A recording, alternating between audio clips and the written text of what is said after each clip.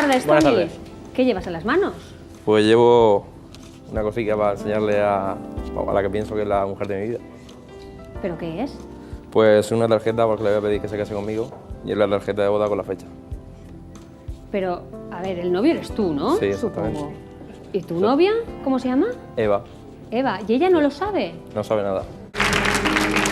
Ve al nostre programa. Sí, a la vida va perquè fa molt de temps que no veu els seus amics, però així pot passar qualsevol cosa. Anem a conèixer-la. Un fort aplaudiment per a Eva.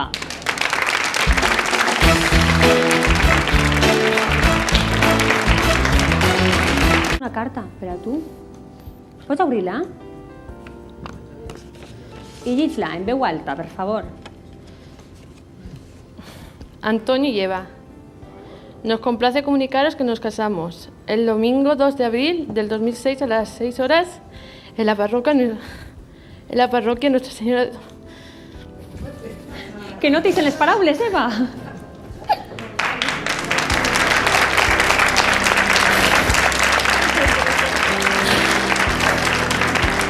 Eva, què és això? Pel que veig és un targetó de boda, però Toni i Eva, eres tu, Eva. Sí, I te cases el dia 2 d'abril? Tu ho sabies? no, No ho sabies? Però quina sorpresa, no? A tu te ve bé ese dia? O tens alguna cosa que fer? no, para eso no. Bueno, Toni suposa que serà el teu nòvio, no? Sí. I quant de temps porteu? 4 meses, no llegan aún.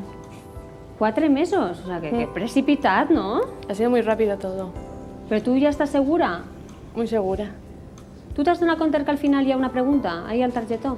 No. Sí, clar, com mos has deixat en sec, que no has acabat de llegir-la... ¿Te quieres ver. casar conmigo?